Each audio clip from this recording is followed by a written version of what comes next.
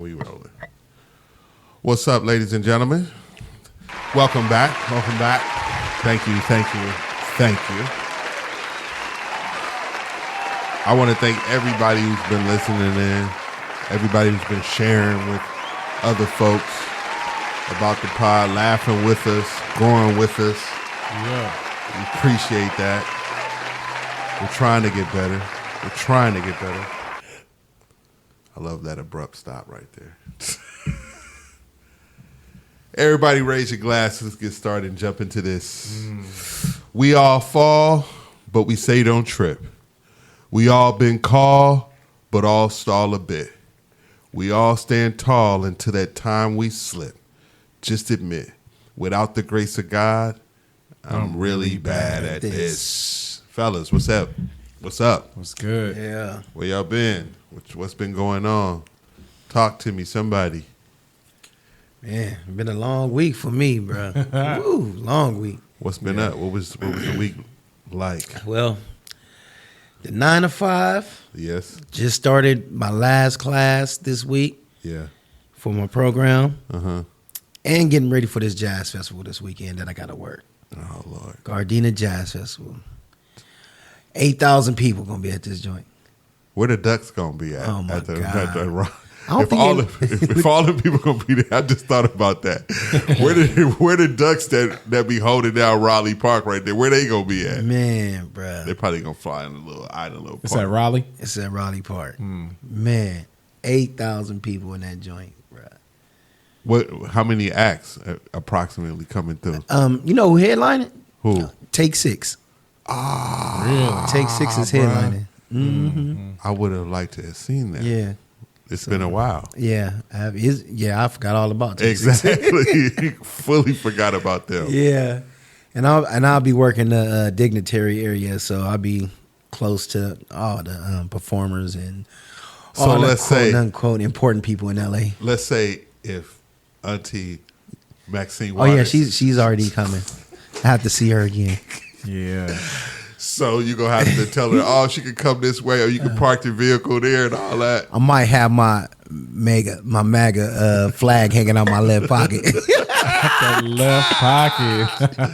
That's going to I throw don't know, out Auntie. the right side or the gonna right throw- side. That's going to throw Auntie, though. She gonna be thrown by that. She not gonna thinking get- she coming into that. That's not an area where she think. Yeah, nah, she go call the Barry like, yeah, I need you to get rid of him. I'm gonna get my pig slip out there. I'm about to say, but you might be able to go home early. You Hey, might for you real, might just like, found your way to yeah. get up out of there. There it is. That might be it right there, bro. How many canopies you gonna have to set up? Oh nah, I'm yeah, I had some documents saying that I can't live tents no more. Yeah, you made it official. Is Yeah, I what made you're it saying. You official. made it official that Made it official. yeah, you will not be doing any of Bruh. that. Oh, when you go look if you go down Raleigh Park and look, you'll see all them tents put up. Yeah, that was done by my coworkers. I mean, that's right down the street from the crib. You're gonna be so- like, wow. nice. Yeah. Including tables and chairs and fencing and all that. I'm like, man, why y'all don't contract this out? Yeah, Want to save money, man. that park That's is not that serious big. work, if man. you just in that area that you talking about, like by the water, if you just over there, that ain't a lot of space. It's down it's down at the bottom. Yeah, Yeah. So, yeah. It's going to be real interesting. we'll see. Yeah, and I've never attended as just a regular person, you know what I mean, resident. I never attended, so it'll be my first time actually there at the jazz Like, festival. peeping it. Yeah, and everybody at the job was like, "Yeah, if you can survive jazz festival," he's like, "Most people quit." Most people can't handle that. That's like the worst day of the year for the crew. So they go through the whole year planning this event. Okay. Yeah. So that's how big. This is the I city's can see. largest event.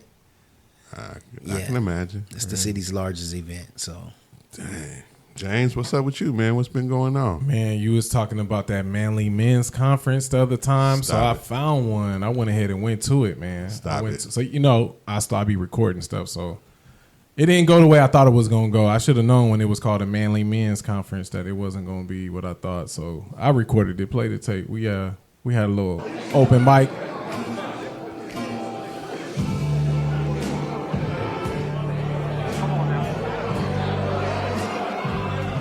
this fool. I used to think that I wasn't fine. Okay, white I used to think that I wasn't wild enough.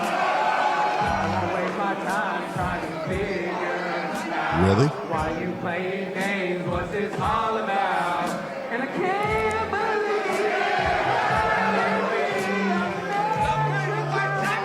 different. But you see it, you ain't seen it. I guess it was all just make believe.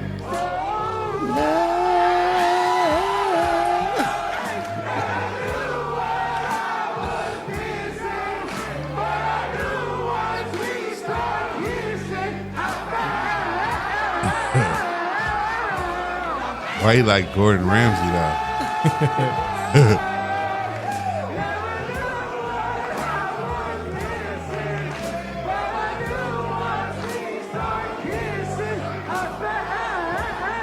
Yeah, real manly men's. I got you. Right. Hey, that joint be hitting though. I ain't gonna lie. Hey, Oh yeah, that's a joke. hey, That's the jam, bro. we bonded around some manly fellowship right there, singing some Keisha Cole. Keisha Cole. Cole, R&B. We had our R&B moment. Got a chance to bond. Wow. Real light skin stuff going on. Real light skin stuff. Wow. But yeah, that was my week. Beyond that, nothing else, bro. Nothing else? That was the highlight of my week. Manly Men's Conference. Wow. I don't know. A lot going on. So with you, Jay? Man, a lot. Shoot. Where to begin? It's like one of those weeks where it's just like, dude, I done lost track of time and like what's going on. So much. Whirlwind type of week? Just Yeah, man. Just blazing through the days? a lot of new business stuff was building, like working on this website, getting the site done for another side hustle. I didn't turn Jamaican. I got 12 jobs. Yeah. Working on that stuff. Wifey about to go in for a minor surgery coming up for her knee finally, and so we preparing for that. We was getting the house organized. We was getting our stove went down. We had to get another stove. We had prolonged getting a couch, and we finally got that, squared away, ran around, trying to do a lot of stuff before she not gonna be able to run around or whatever. And then, Lisa just started school, so we was running around getting her cooking supplies and all that. It was just a crazy week and just busy, but good busy, good problems. I'm not complaining, nothing major. I did last night. We went out to eat, and I did blow up the bridge to Pound Town. Not while I You was supposed eating, to take bro. your own advice, God. Jay. You giving out the advice, you gotta That's okay. take it. That's okay. It happens. I just want people to know it just happens. It was something that Boogie said not too long ago when he said his wife said, "Look, I'm not. Don't be talking to me like I'm one of your friends. I'm your I'm your wife." Yeah. And just tone was off or whatever. Just frustrated because it's like, man, your spouse ever take a long time to get ready? Did that ever happen? Had it taken it so long that it's just like you already know the plans have now changed because they taken so long. So it really wasn't her fault because it was like impromptu. It's not like something that we had planned. But then it was kind of spontaneous, like early in the day. And I'm thinking we're gonna get out early in the day. And she don't, like, right now she's in between her starting her new gig and her old one finished, so it's kind of like she on a couple weeks of vacation. Yeah. And so I'm like, you ain't doing nothing. You ain't nothing to hold you up. But she was working on some stuff, and 1 hour turned to 2 hours, and so by the time we get out, I got a little attitude. So I'm like, dang, it's kind of messing up the day because then I had to get back to get on a Zoom, that I knew was coming up. So it was just you get out there and you just like, man, this ain't going like nothing like I planned. Nothing. Like I planned on, let's go have lunch. I ended up having to go stop real quick at Chick-fil-A and get something so we could go to the little, the furniture store the first time. And we had to come back. So it was just that, and it wasn't going like I had planned. And so you get out to dinner, and I mean, finally, and it's like, this ain't nothing I wanted, and then give off that energy and whatever. And So, question: how do you give off those? How do you give off that we should be on our way out the door energy? Like, I'll grab the keys and go to the car. Oh, I've Do you do that? I've done that. Are you close enough to make that statement? Like, just go to the driveway and just get in the car. I'm gonna go warm the car up. Yeah, I usually do that. Like, just go down. All right, I'll just tell her I'll be down there. I'll be at the car, whatever. Passive aggressive joint. And that Babe, I'm about to go warm the car up, turn on the AC.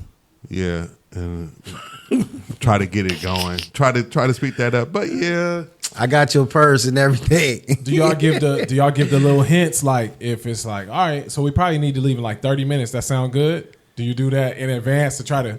I'll be trying to give a couple of checkpoints. Like if it's 30 minutes left, I'll be like, all right, we should be good if we leave in about 30 minutes. That sound good? Can you do that? And if they agree, then I feel like I got a right to get mad. Man, you don't got a right to get mad for nothing. How do I not have a right if we agreed? If you don't want that bridge to blow up, see, you creating drawbridges. I ain't trying to have no drawbridge. I'm trying to have my bridge down at all times so I can cross. I need some passive aggressive stuff to do so that we can be on time. nah, it's just I do. Well, this is the thing I do, and I was telling her, I just try to busy myself now. I'm like, oh, you're not ready, so let me just go and focus on something that I need to do or whatever. And then I told her a couple of times, I know one thing that worked, and she be like, that don't work. I'm not even be thinking that.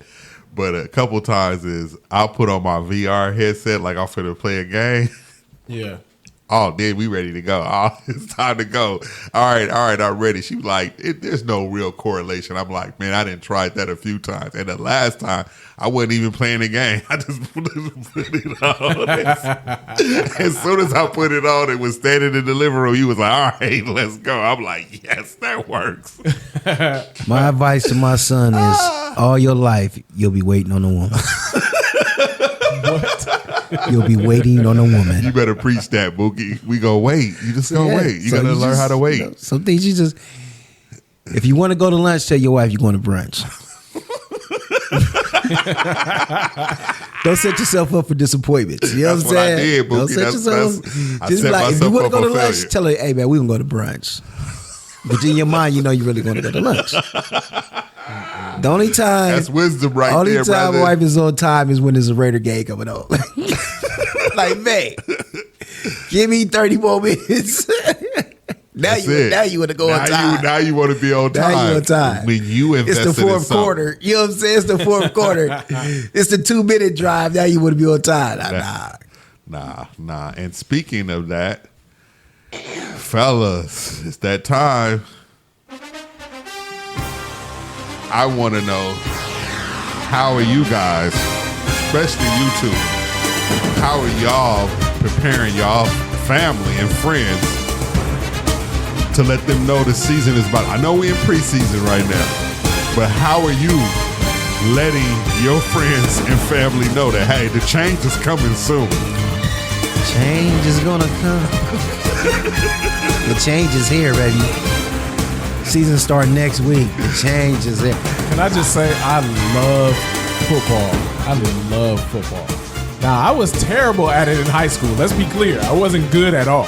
Yeah. But I played my heart out, and I enjoyed every minute of it. And watching somebody actually be able to do it good, knowing how terrible I was, Yeah. I'm hooked. I love it. I watched the game today. Yeah. First college game already started, so ain't no more preseason. That's over with. Yeah. The official college already started.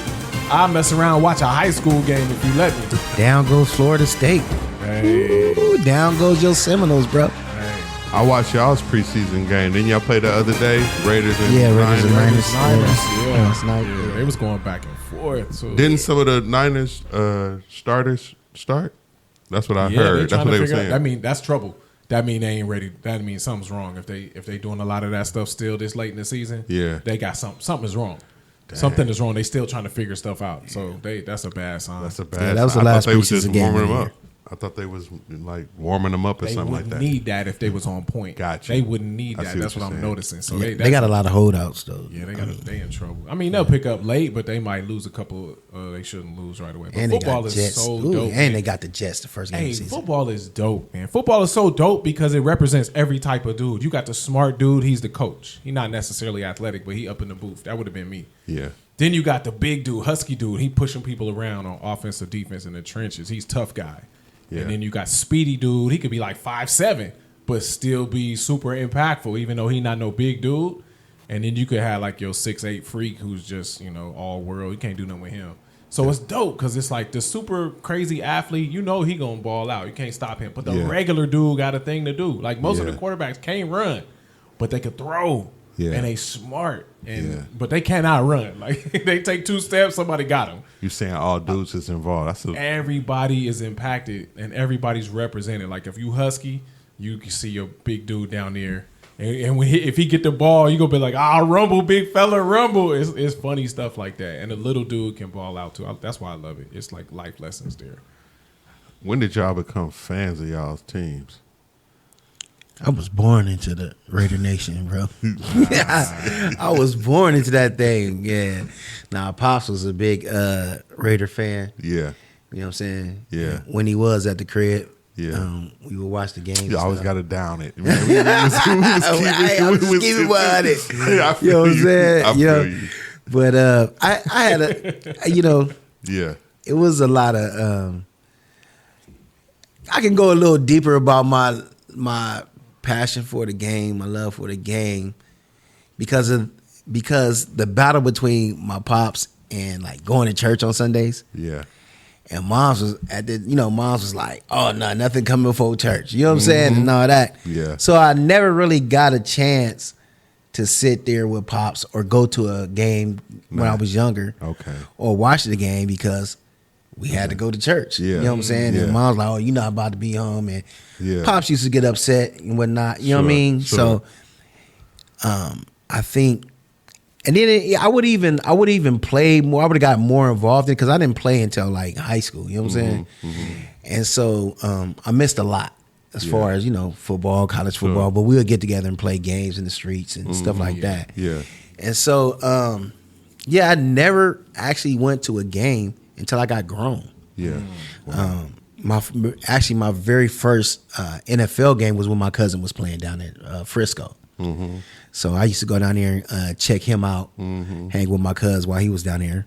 And so I try to involve my son a little more. My son loved the game, so Yeah. I try to create a balance. You know what I mean? Mm-hmm. Yeah, because it was. I don't want to say like we missed a lot growing up. I hear you. Know what I'm saying? Because it was like church first priority. You know what I'm saying? It's not, but it was like nothing else. Yeah. You know what I mean? Like it was almost like, oh, it's a sin, or like, you know what I mean? If you miss a Sunday, then you one step away from hell. Exactly you know what what I you mean? mean. And that's One step away from hell? Yeah, that was not saying that's what it I know what was, you're but talking about. that's how the vibe felt. You Our, know what I'm saying? our parents' generation was really on that. Yeah. For those who were in church, yes, they were like, you could miss those, Sunday. And one of them hit me up, like you said, our parents' generation. Somebody hit me up the other night. Mm-hmm. I had a position available at the job. Okay. And they was like, all right, James, let's talk about this new position. So, naturally I came to a Bible study, whatever, and say, hey, y'all pray that, make the right decision, whatever it's supposed to be. And so somebody cornered me after the time and was like, so let me ask you a question, young man, Yeah. like I'm young. Yeah. Let me ask you a question. If that position that you want is giving you like an amazing increase of money and it's going to be super beneficial for your family's financials, but you have to work on Sunday, are you going to take that job? I looked at him without a blinking like, yeah, I'm going to take that job. He was like, but you do these things in the church and you think the Lord wants you to just be taken away from your Sunday worship? I'm like, I don't just worship on Sunday morning. This little slot from 10 to 12 is not the only time to get to God. I hope not. At a local time. Like, I'll find something else. There's a Sunday night service from a church that we would approve of. I don't have to even leave this church. It could be just a temporary thing until I have enough leverage to say, hey, get me out of these Sunday mornings, or I could work Sunday night, or I could clock out for lunch. I didn't hesitate. Do y'all think anything about that? Because he was like, Nah, he was coaching. He felt the way immediately. I always question that, bro. Like, Yeah. because even for myself, I had went back to school like mid 2000s. Yeah. And it was like this statistic class that I needed, but it fell on what was it, Wednesdays or something like that. It was Right. like Mondays and Wednesdays. Wednesdays was Bible study. Yeah. So it was like, I had a conversation with someone like, oh, but you gonna miss Bible study. You think that's wise to take that class? And so I was like, well, okay, then let me not take it then. You know what I'm saying? I don't want to. Let me find another time. Then it took me like 4 more years to get back in school after that. You know what I'm saying? Like, yeah. Jay, So was I you ready on for the that? road. I was not ready. I was on the road, bro. And then that's like, after I didn't take it, then it was like, okay, then other things came up in life. And it took me like 4 more years to get back into school. Yeah. But at the time, I was on the road because, like I said, I've always had an issue with that because, the upbringing as far as, you know what I'm saying, the church and this and that. And what's priority and, and that's something that I wish that I could have talked to someone. Yeah. You know what I'm saying? Me too. Because we don't realize that, like, it came to me like, I'm really trying to help my family out. You know what I'm saying? I'm trying to get this paperwork. Yeah. And like that's what one thing that hit me was like, your priority is your family. You know what I'm saying? Like God then your family. You know what I'm saying? Yeah. You have to take care of your family. And like James was saying, if this is gonna help me take care of my family, that we need this. And so like my prayer was like, so now my prayer is like, God, if you don't want me to have this, just, you know what I'm saying? Yeah. Don't open the door. But if that door opened up, it's like, Yeah. you know what I'm saying? I don't like that prayer, y'all. Yeah. And I know you don't mean anything by it, but I do not like that prayer that much. I think a lot of times that prayer is perfectly wonderful and holy, but sometimes I think what you're asking God to do is make the choice for you. I don't want God to make the choice for me necessarily. I want God to lead me in the choice. So I'm not saying you did anything wrong, but how long was that Wednesday class going to be? 18 weeks? Yeah. See, my thing is, So you was like going 2 to only miss Bible study for 18 weeks. You wasn't permanently gone That's from what I the was gonna church. say. It It's was not a going to be permanent 18 decision. weeks. A couple of them weeks was going to be a holiday. You was going to be off. You still had men's meetings Sunday mornings and other events and other, Yeah. y'all pretty lively church. Y'all pretty active church. Yep. You got little Bible studies you can huddle up with your family, with your men, with your boys. I mean, men's group. Like you had all these other opportunities, plus your daily interaction, like going after God for yourself in the scriptures. Bible study, not in the Bible that you have to be there. That's Yeah. not in the Bible. It doesn't say you have to attend your local church's Bible study. And if you missing that for 18 weeks to do something to better your situation for your family, Jay. it's like put it like this. What do you think people who are in the military got to do? you can't go, you can't deploy. He a general, and he gonna be gone. He gonna miss Bible study. You gonna tell him, oh, he can't do that. You should think about getting out of the military so you can be at Bible study. No. You feel Well, me? these are conversations I that people know. need to have. You know what I'm saying? you're Like, right. and these are conversations that we didn't have. I know. Growing up, you know what I'm saying? Well, I know. I hit him with the scriptures because the dude came back at me like, well, this doesn't sound like faith. It doesn't sound like you're considering Yeah. God. So this is what I said. You're in scriptures about putting God first, and I approve all of those. But course. I'm in the scriptures about taking care of your family. They're all over Proverbs. Yeah. Look after your it says it in a shepherd kind of way. We ain't shepherds, but it says something like look after your flock. Like know the status of your flock. Notice your Is a business. proverb. Yeah. That's talking about business. Do business. Be diligent in business is like at least 10 different proverbs. And so if you trying to chase a master's degree, or if you trying to chase a certain status in your family, Which is all temporary. the Bible says, look at the ant. The ant don't wait for a crisis to start moving and getting stuff in place. The ant don't wait for a crisis. That's the message. Yeah. I'm not waiting for a crisis to happen so that for me to like take care of my family's financial I'm being future. proactive. I'm being proactive like to take care of like my the family. Proverbs tell me to. So then he hit me with the other joint like, well, put it like this. What if you had $2,000 and you was going to pay your rent on Monday? but your brother knocks on your door and says he needs your help tonight. And the Bible says don't withhold from somebody when you have it to give today. Don't put it off until tomorrow. He was like, would you give that $2,000 and trust God? I was like, first of all, if I got to pay rent on Monday, I don't have $2,000 to give. There you go. The scripture says if you have it to give. I That's owe true. somebody. Jay. I owe this person over here. And so I have to take care of my debt over here. I don't have have it it to give. I don't have It's it not to give. just- So this dude went to the next level and said, what if you gave it to your brother and then you died the next day? Wouldn't you be so thankful that you had gave it because you just met your maker that night? And my family be out on the Yeah. street. I'm like, that's sin, bro. If I die and leave them without rent money, like that would be Exactly. sin to me. He was thinking like the sin was not helping your brother out on Friday night. I was like, the sin is leaving my wife without no rent money, bro. I done gave the rent to Bookie and then died on her. Like that would be sin to me. And we was in a 180 degree different perspective. What he thought was the right thing to do, I took as sin. Yeah. What and- he thought was sin, or what he heard me saying to do was like, he's like, that's the sin. The sin is not helping your brother when you have it. And I was saying, once again, I don't have it. My rent is due on Monday. I don't have it. It's It's at the same kind of conversation where it's like, I'm not just because you come from that generation don't mean you right. Dog. Yeah. Like there's too many proverbs that tell me there's a long game I'm supposed to be playing with my family's financial future.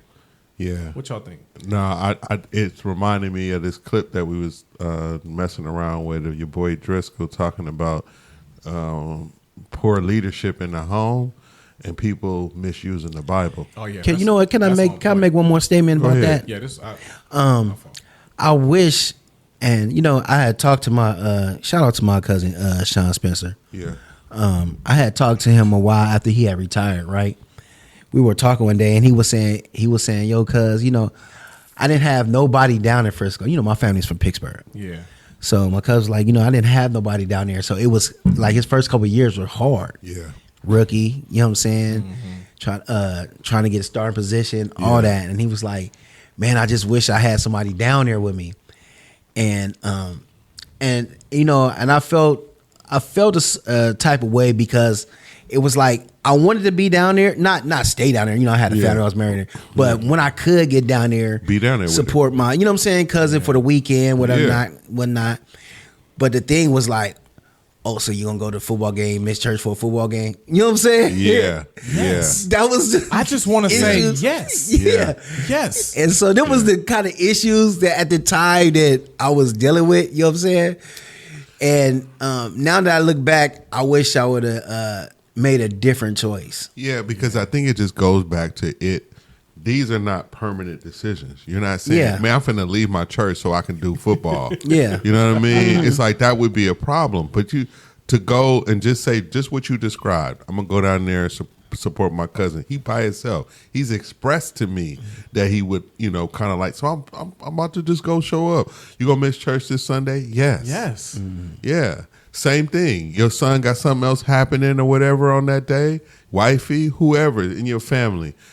Hey, yeah, I am. And it's like Jay said, it's not like I can't go somewhere else at a different time. If that's the thing, if that's my conscience is really bothering me, I can still go worship the Lord, Saturday services, all that. Sunday services. It's all kind of different Friday night jump offs all across the city in LA. Yeah. It's Friday night jump offs all over the place. Now they'll be a little bit different from Sunday, but they'll still be preaching, praying, and singing, and that's all you want out of a worship service anyway, besides fellowship. Exactly. So yeah, I'm gonna get some. I'm first of all going after God for myself every day. Can we start with that? Sure. I'm already doing enough to stay somewhat grounded. Yeah. This corporate meeting is super important. I'm a fan of it. I've never been out of church Yeah. in the almost 30 years I've been saved. So I'm not somebody you can even, I don't disappear from whatever church I belong to. For sure. But I do go visit and miss a Sunday morning. Of course I'm gonna miss a Sunday morning if my kid has a dance. Like my kids were in dance.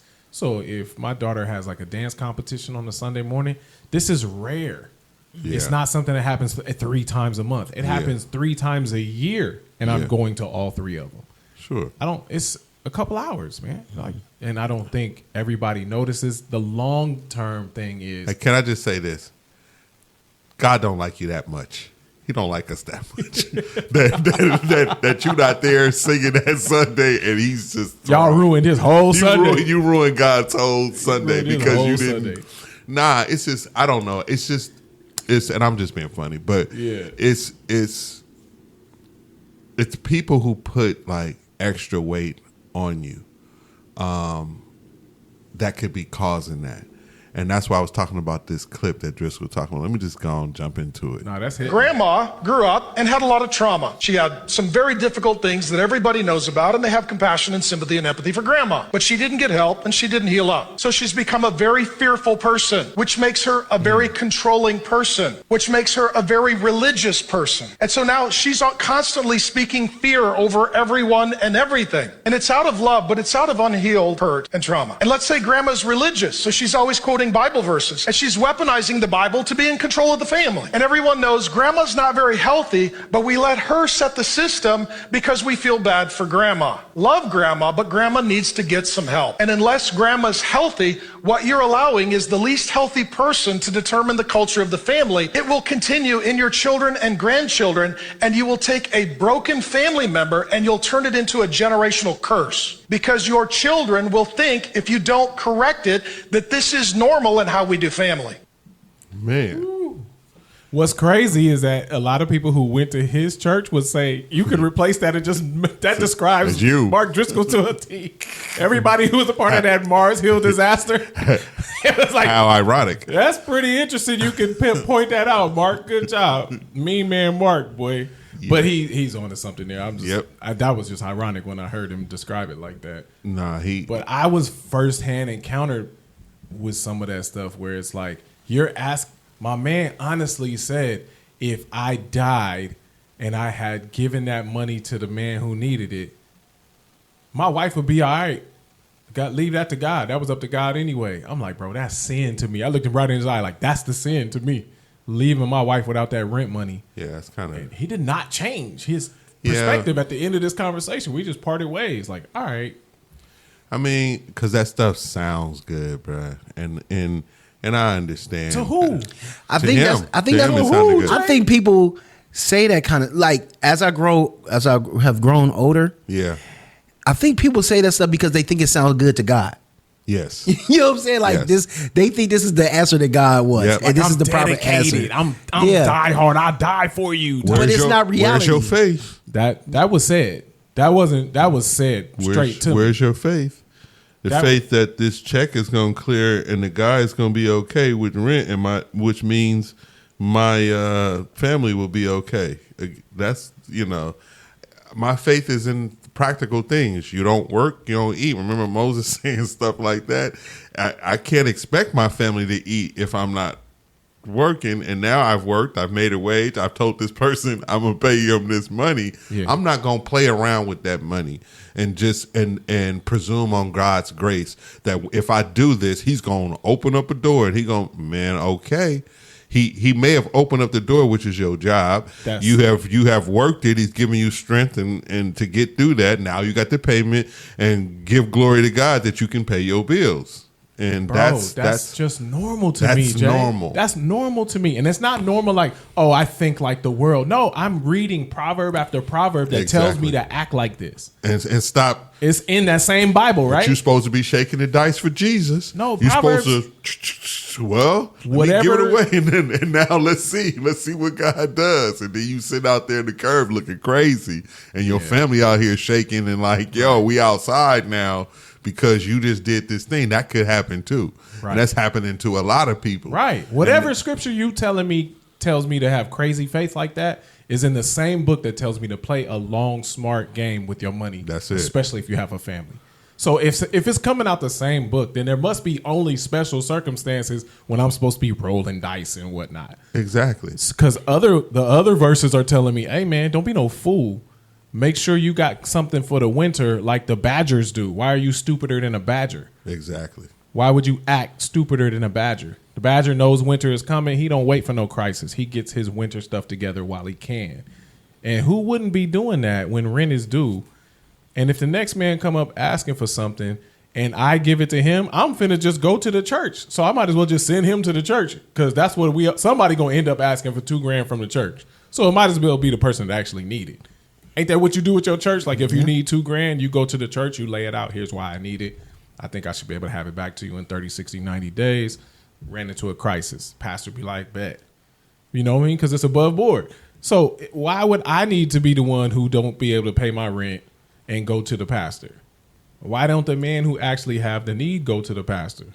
Because somebody gonna need this $2,000 on Monday. Yeah, might as well be the person that actually need it. The wisdom that I received was, if you give somebody some money, give it to them and don't even expect it back. Yes. I can't always do that, Bookie. I got to be able to actually do that and not be over there trying to burn his house down. I got to be able to exactly. I got to be able to do that. If you can't afford to lose it, then you can't afford to give it. You don't. That's wisdom right there. That I believe that's the way to go, Bookie. If you, I'm with it. Yeah, I'll give you this, but I have to be in a position to give and not expect you to give it back. You can't put that on yourself, Jake. Nah, the Bible is clear. Book of Bookie, chapter 5, verse 14. Nah, the Bible is clear. The lender who gives the money, the person who gets the money becomes the slave to the lender. That's it. And you're going to create that pressure, and that's how I'll hit you back. And you owe, and then people just start feeling weird when they can't pay you back, and because you've put yourself in that position. So I don't want you to be a slave here, and God bless you. If you can, cool. If you're not, I'm not expecting it, bro. Yeah. Here go your funky $40 back. Because you know that's what it turns into. It wasn't funky when I gave it to you. It wasn't funky when I gave it to you, and it is. I took a good whiff of it before I gave it to you. It wasn't funky when I gave it to you. Now it's funky, then I want it back. Nah, it's funky. Hey, that threw me for a loop, but I kind of smiled at old boy because I was like, I don't hear nothing. I don't hear none of this, fam. And I know I'm not the only one thinking like this. Everybody else is reading the Proverbs too, and they tell you, "Come on, man." But can we talk about that? The grandmama only gets to terrorize the family if it's no strong men around. Can we admit that? Can we at least say that when Driscoll's talking about this grandmama who kind of she probably knows the most scriptures. You know, the grandmama can read way more than the rest of us. She retired, so she reading her scriptures. She watching her TBN, whatever. And she's terrorizing the family with all of these expectations that she's built. She only gets to do that if it ain't no strong people around. And specifically, usually it would be a strong man, like a strong son, somebody that can come and say, hey, sis, let's relax a little bit. Like, mom, especially if it's one of her sons. Mom, fall back. We know that we got to go to church, but right now she has a class on Friday night. She's not gonna make it to church on Friday night. She's got a class at college. She can't make it to Friday night choir practice. And you know, grandmama might be like, "Well, the Lord deserved better than you missing choir practice." Like, once again, mom, she's in college now. It's a Friday night class. It's the only night she can do the labs. Yeah, you know what I'm saying? Like a strong man usually can come in and say, "Listen. Don't terrorize the family with your expectations. Get you some business about yourself. Join the club. Get a hobby." And then when grandma's running like rapid like that, and there isn't a strong male presence around to kind of check that, the rest of the family is left to interpret, oh, well, this is what church is all about. And that's usually a horrible. You trying to go easy on them. You trying to be nice. It's really, this is what God is like. That's what some people get. Yeah. You know, am I wrong? Yeah. It's what God is like. I mean, I don't want nothing to do with him. So, yes. Yeah, exactly. You know what I mean? Yes. And because this person is claiming to be a representative, and if this is a representative of what goes on there, I don't really want no part of that. And I think it makes the Christian life look handcuffed, bro. Yeah, it does. You totally handcuffed to this thing. And it's just like, yo, do I really want to do this? You know what I'm saying? Like, I can't breathe. You know what I'm saying? Like, and who wants to join that? Yeah, exactly. Come on. Life hits outside, and I can't breathe. Yeah, and I can't go nowhere, and I have to make this extra commitment. Right. Everything in you tells you I'm not wired for whatever that is. Everything in a human tells them that.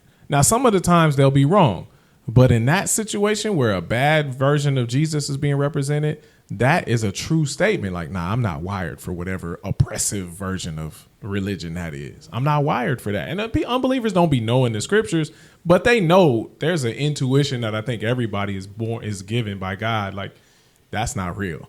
Whatever that is, something is wrong. I can't really. I don't know I don't know the scriptures like she do, but something is wrong with that. Yeah, unbelievers can absolutely flag pick up that. on that. You know what I mean? I remember Yep. some of those moments when before I was saved. I would see versions of Christianity like whatever Jesus is, he can't be that. He can't be that. And that's how I felt. Like a lot of times, even growing up, like I don't know if I would go to hell if I decided to drink a beer. You know what I'm saying? These are that seems issues. a little you know what I'm saying? extreme. That petty. Just say it. Something in you would say whoever created me can't be that petty. Yeah. Now I don't really believe like them, but whoever it is, he can't be that petty. And then I read this passage where Jesus' first miracle was turning water into wine. What am I supposed to do with that?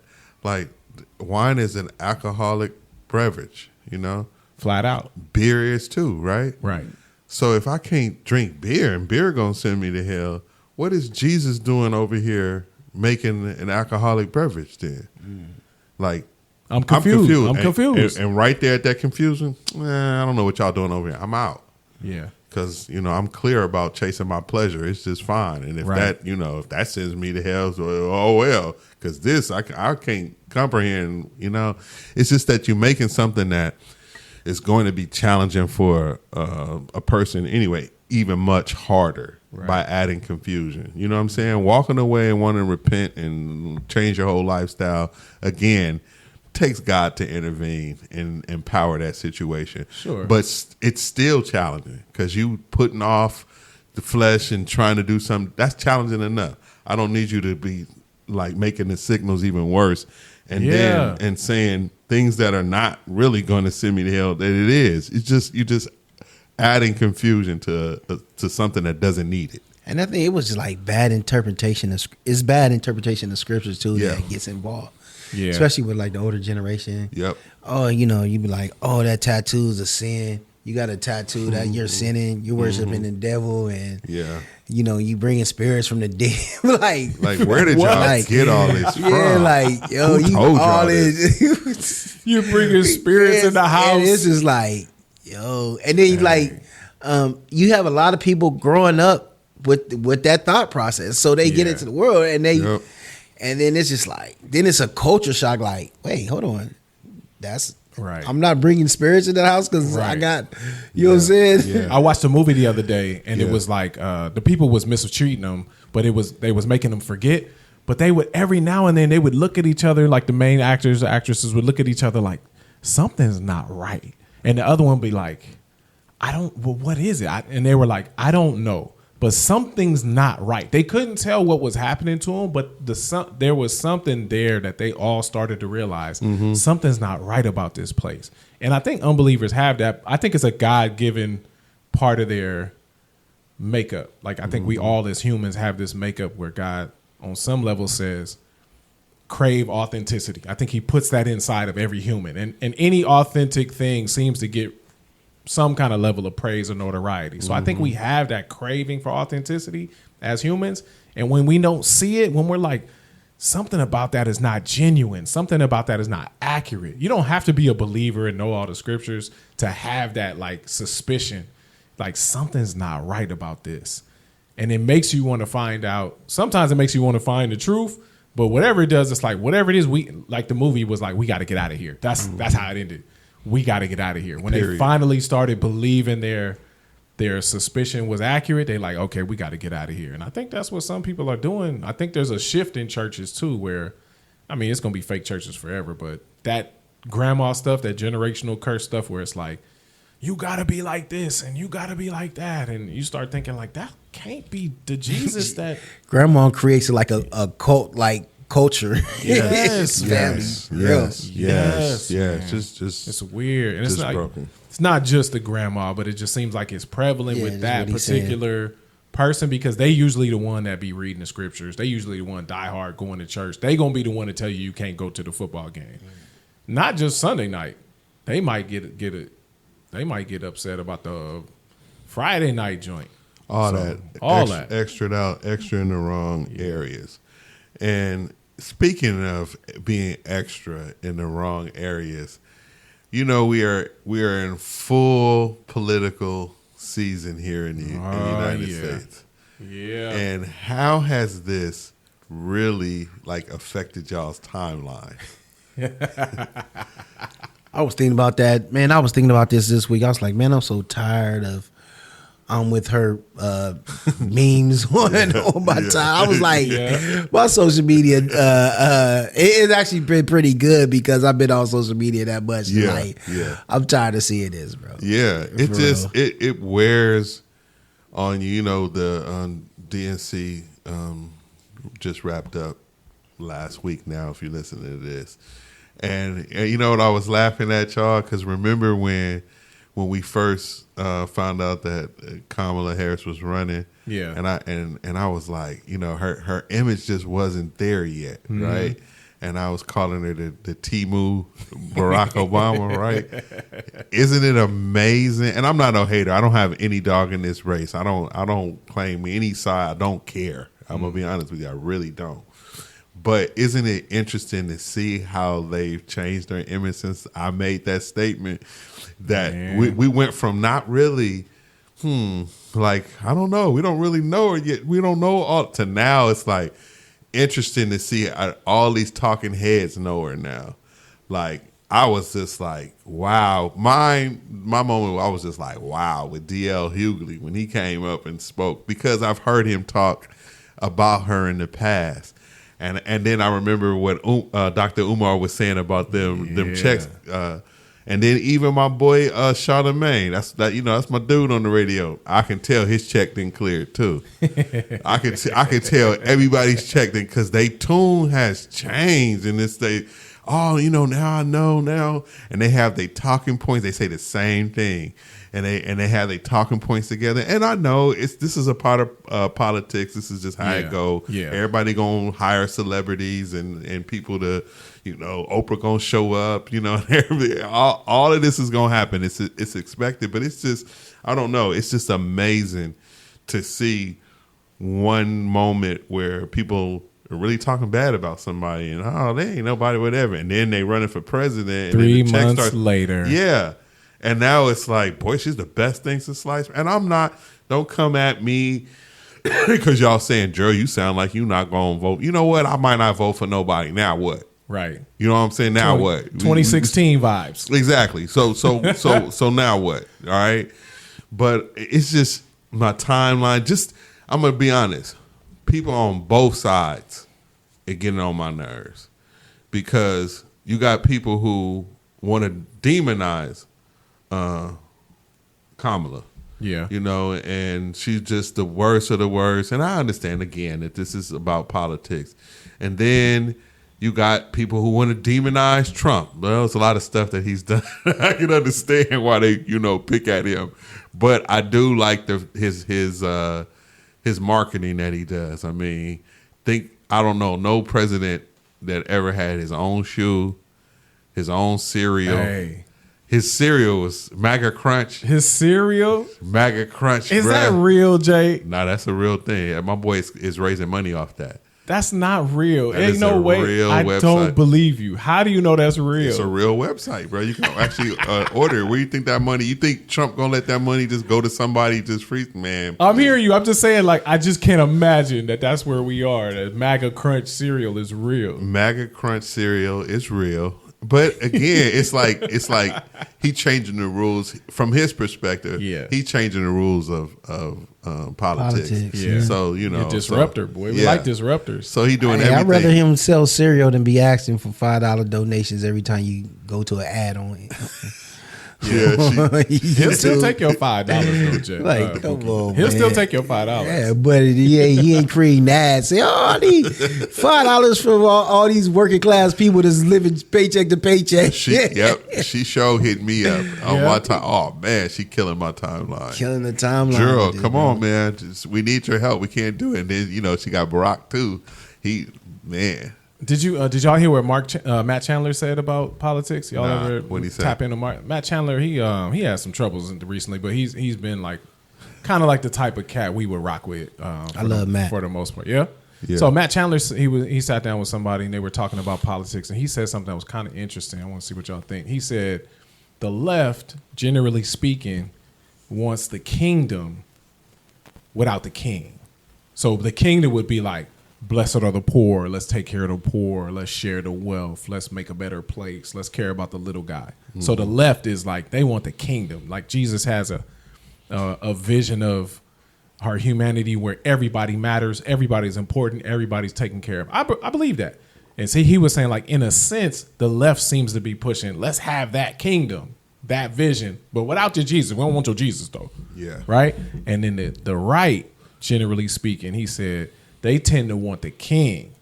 We want the Jesus on the throne, but we don't want all that kingdom stuff. Don't bring all of that just social justice and helping the poor. Don't bring all of that. We don't want all of that. We just want the king to be honored, pro-life and keep the Bible in the school, put prayer back in the schools, all that type stuff, homeschooling. That's the right side. And people really gave Chandler beef about that. Like, they were giving him the business online. We going to find somebody to be mad online no matter what. But what do y'all think about that? The left, generally speaking, wants the kingdom, like the poor and everybody taken care of. And the right, generally speaking, wants the king, but not the kingdom.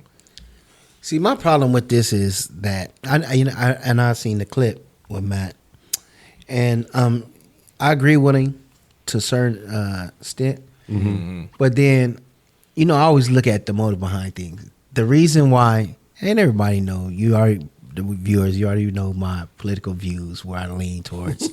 Lean right. So, but It's fine. you know what I mean? Like, yeah, you say you want the kingdom, but there's a reason why you want that kingdom. Well, they don't say that, I right? They know, don't say that, but they promote. I know what you say, the but I'm little saying, guy but I'm policies. looking behind it though. Yeah. You know What what do I'm you saying? think? It's like, we want all the illegal immigrants to come over. Yeah, they need a place. Better they need life. better life. But why?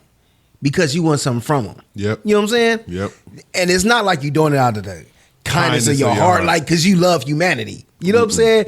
And so this is my issue. You know what I'm saying? And even with the right, it's like, bro, we can't ignore that. Like, people are being mistreated out here. Exactly. You know, Yeah, because of, exactly. like, we can't ignore that racism still exists. Giving the cops immunity and all that type stuff. We can't ignore that these things are happening. You know what I'm saying? So that's why I say it has to be a middle ground. But the point he was making, I somewhat agree. Agree, disagree, somewhat agree. It's a I'm in that- generalization. He wasn't Yeah. trying to say that the left even believes in Jesus. He was saying like what they're after feels more like what Jesus would say. That's about why I said I somewhat a agree perfect with humanity. him. Yeah. So they chasing like a perfect vision of humanity, but they don't want your Jesus. And then the right is chasing Jesus, but they don't want that perfect view of humanity. We don't want that.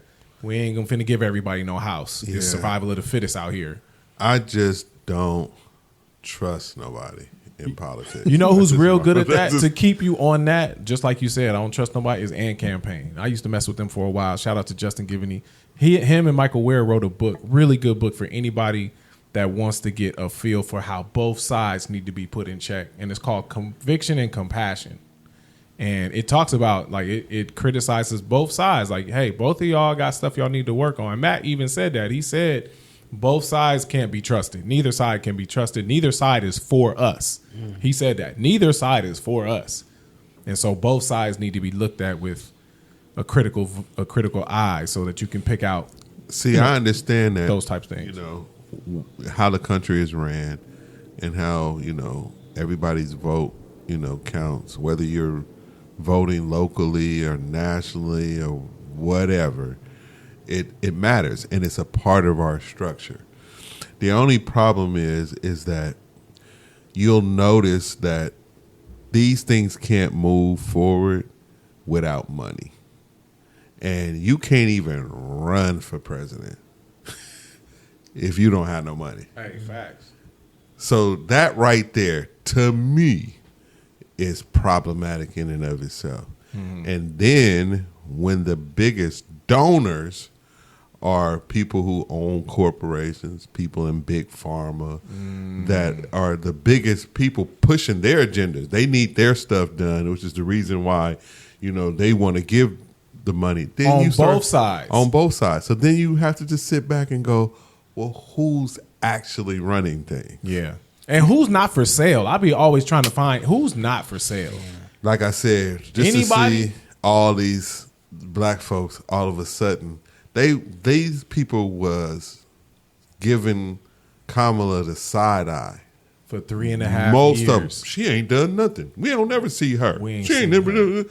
Man, rewind the tapes. All these people were saying this stuff. Everybody. She locked up a gang of people. She did this as a DA in America. And now in it's, Cali. I went over her house and she put her hand on my shoulder. Yeah. And she said, do some research. Oh, that's all she said. Well, and then you went on Google and you like, my golly. Well, she's the enemy of my enemy now. That's what it is. She's the enemy of my enemy, so she got to be my friend. And That's where we at. Whatever. But that is just, man, rest in peace, Paul Mooney. That was my favorite comedian of all time. Because he was quick to say, all them black people in Hollywood is sellouts. All of them for sale. And when Steve Harvey was like, Umar was like, yeah, they sent me a $10,000 check. Yeah. And then he was like, yeah, Ricky Smiley and Steve Harvey. Steve Harvey came back like, Steve Harvey ain't never did nothing for $10,000. So I don't know what you said. And I'm going to keep bringing her up and I'm going to keep giving her softball questions. And I don't care because I'm voting for, all this. But he never once said that he didn't get no a check. He said he wasn't doing that for $10,000. Of course. Umar got $10,000. Of course. So tell the folks what But wait happened. a minute. What did Umar say? But that was the same Steve Harvey who got in trouble for meeting with Trump. Yeah, Steve Harvey was a Trump supporter. Okay. I Until know. until they about to cancel him. Yep.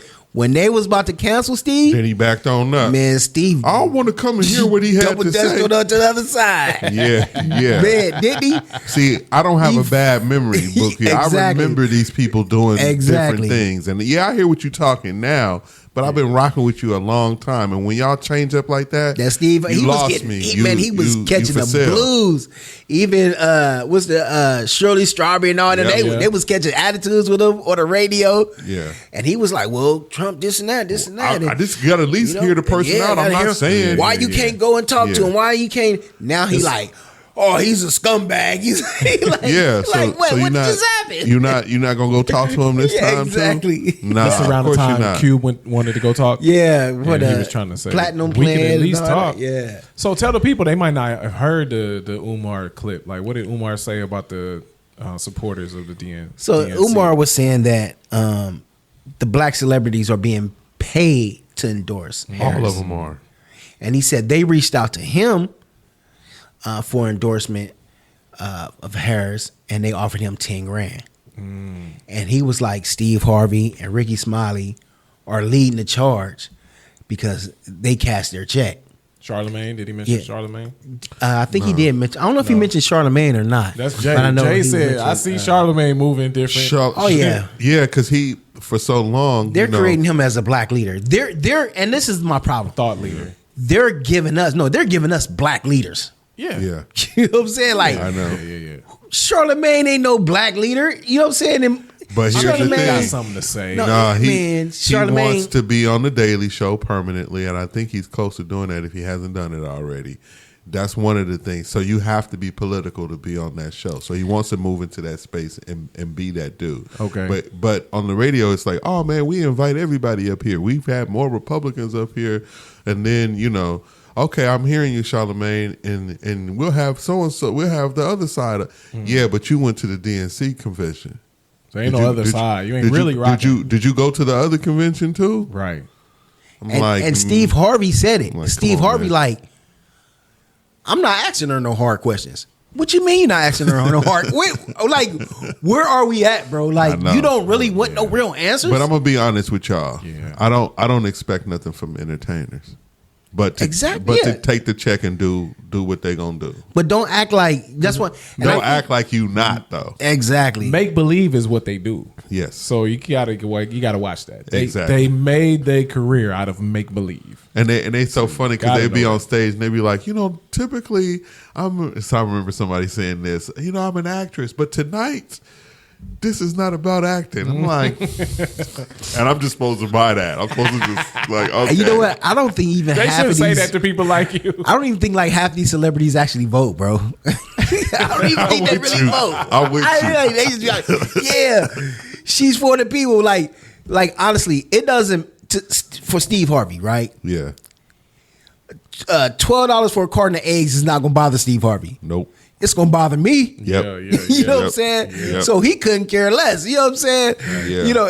And he probably is getting a $50,000 check for a 30-second endorsement of Yep. Harris on IG. You Yep. know what I'm saying? The bigger their platform, the bigger the check. Exactly. So of course Steve Harvey ain't gonna get no $10,000 check because the $10,000 go to the Umar level. Yeah. All right. So his check, come on, yeah, it wasn't. I ain't doing nothing for no 10. Yeah, you ain't probably did nothing in a long time for that amount of money. Man, Cat Williams exposed a lot of these cats. yes, bro. he did.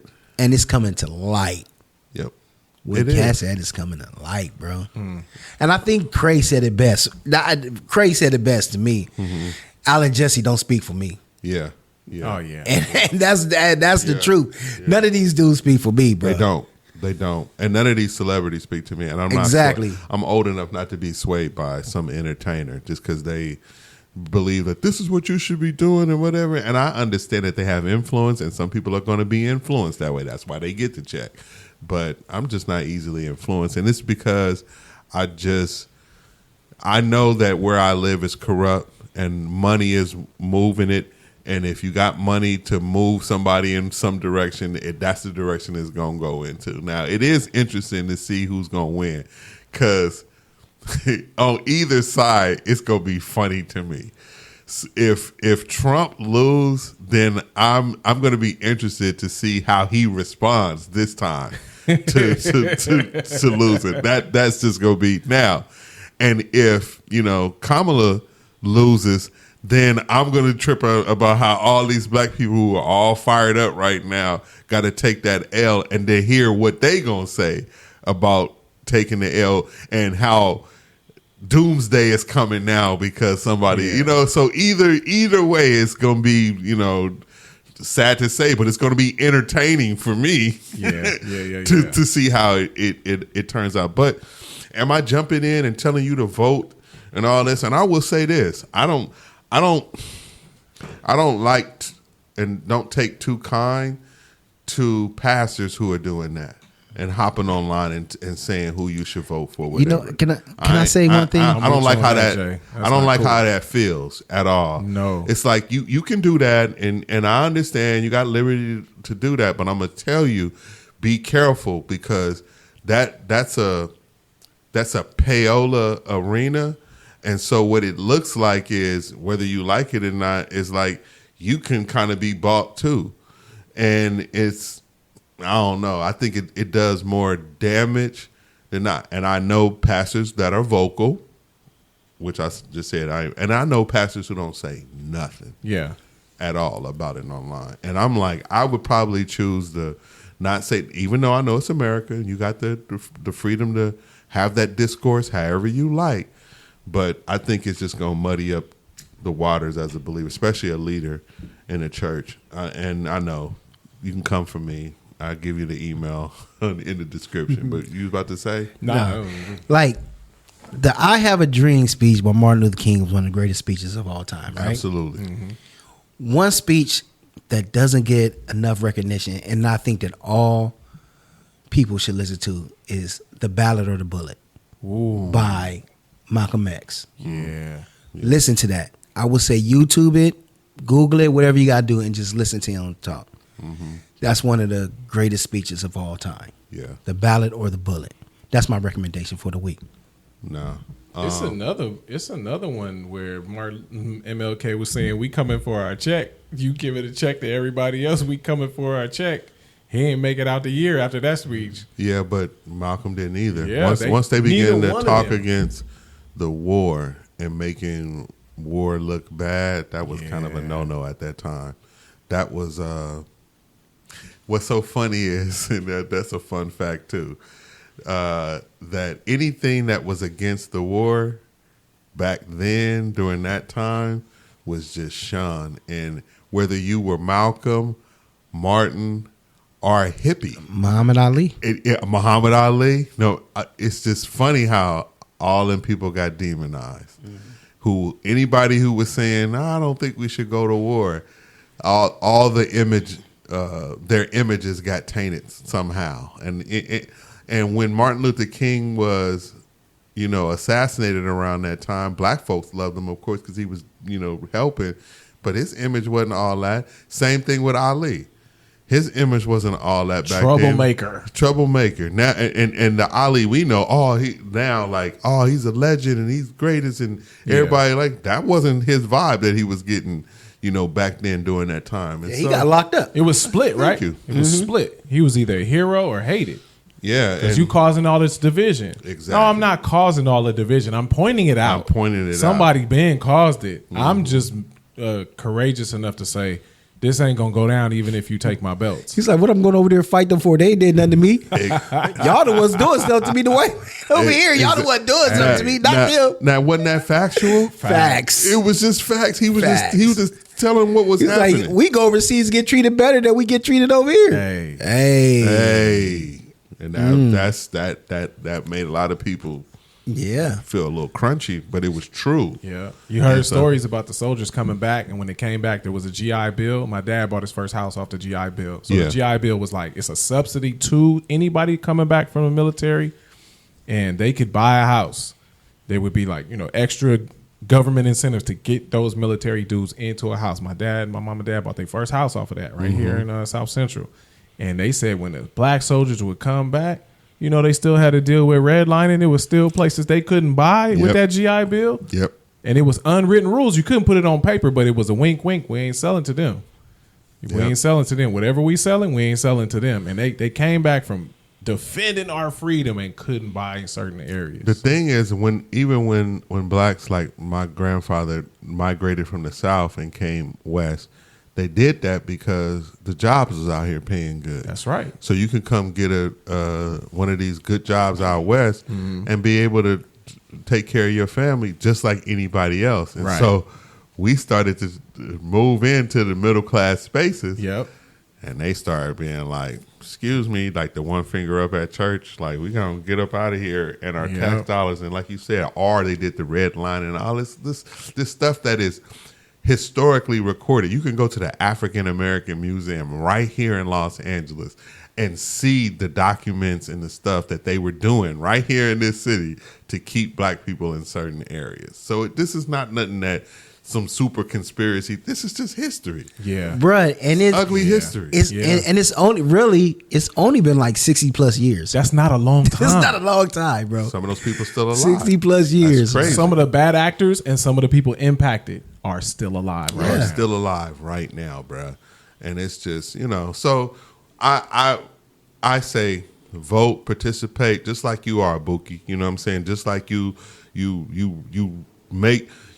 making your own decision, you're doing your own research, you're doing your reading, and you feel like, you know what, I like this side or what have you.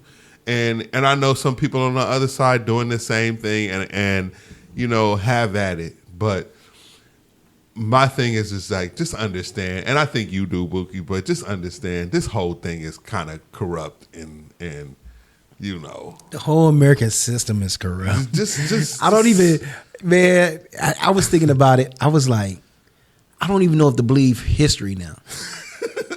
Like, honestly, you know what I'm saying? Like, look how they rewrite it. You know what I mean? Man. And like I said, right before I came here, I don't know what the name of that little special is that T was watching, the Cowboy special, whatever, that's talking about all the Wyatt Earp and JP Morgan and Wells Fargo and all these people that, man, really was just criminals. And somebody who used to say that, R.I.P. my man, I can't think his name, slipped my mind. Comedian, black dude that used to always expose the conspiracies. Dick Gregory.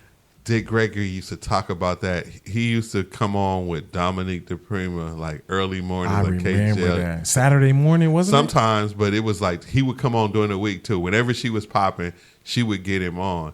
And he would just be laying all that stuff down that they were talking about in that Cowboy stuff. And I used to think that was sounded so crazy, but that dude was so like matter of fact. He was like, do you know, like the Rockefellers, do you know how you could trace their history back?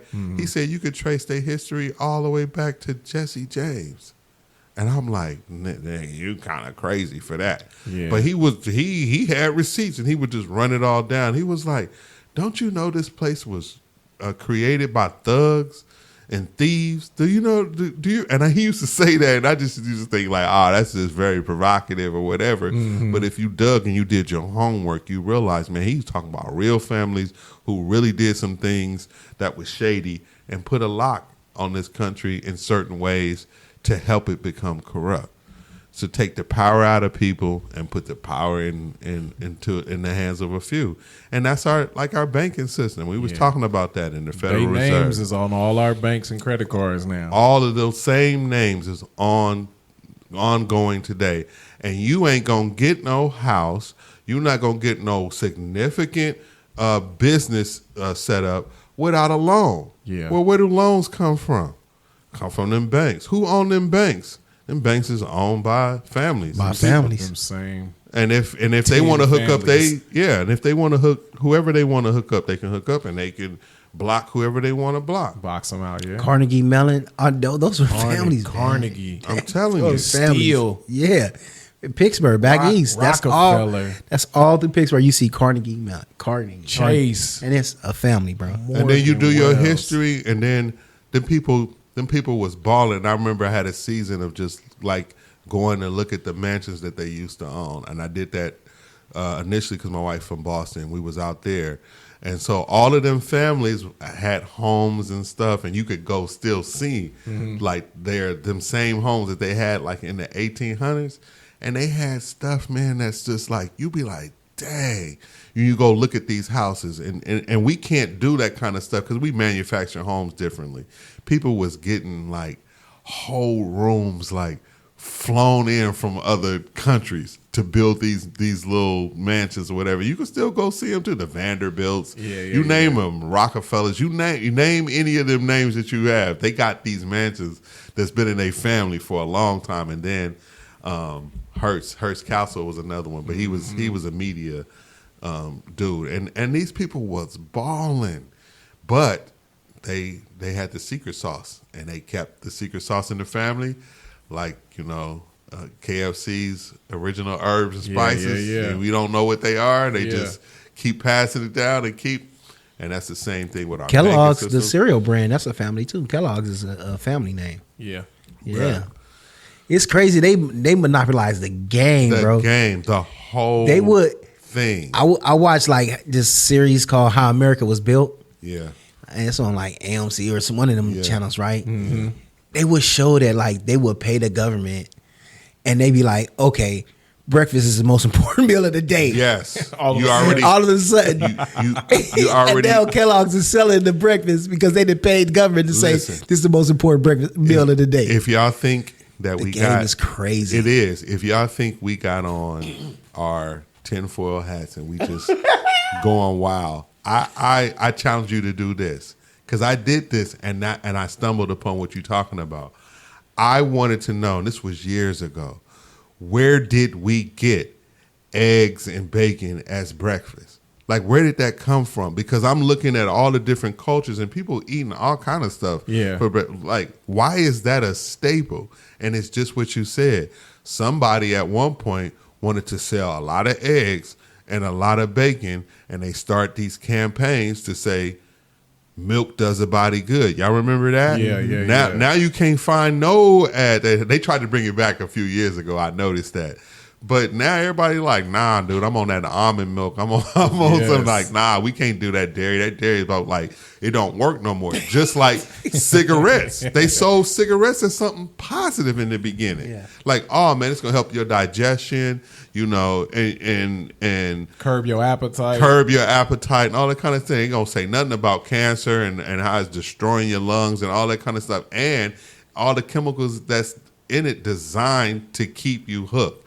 You know what I'm saying? So it's like, if somebody wants to sell something in America, they can find a way to get, like this opioid crisis. There was a bunch of doctors who did not want that to enter the system because they knew how it would turn some people out. How many documentaries have we seen on that? Yet people still got it passed through to become a normal thing, even though they knew it was going to hook people. And it has been documented that there were doctors who knew this because they knew what was in this stuff and was like, I'm not putting that on my patients. I actually like the patients I'm dealing with. And it's, like we say, our system is corrupt.